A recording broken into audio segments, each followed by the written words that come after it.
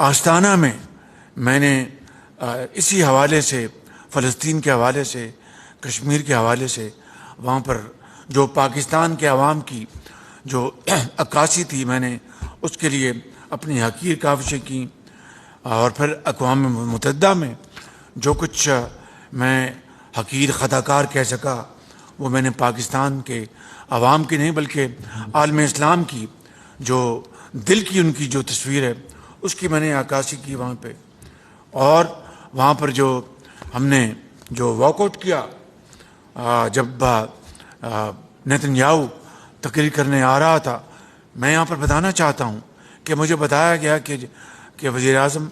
آپ جس روم میں آپ بیٹھیں گے وہاں پر شاید نیتن یاہو آئیں، اور کیونکہ اس کے بعد ان کی تقریر ہے. تو میں نے دماغ کو تھوڑا سا میں نے ارک ریزی کی کہ اس طرف سے راستہ ہے،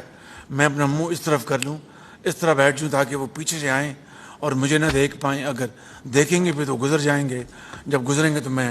ایک طرف باہر نکل آؤں گا تاکہ مجھے ان سے ہاتھ ملانے کا واسطہ نہ پڑے. تو اللہ کا شکر ہے کہ واسطہ نہیں پڑا، مگر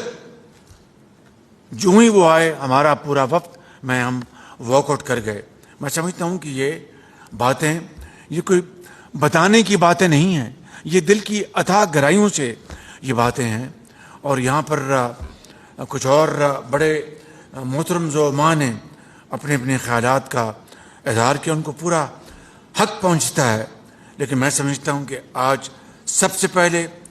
جنگ بندی جو ہے وہ وقت کی اہم ترین ضرورت ہے.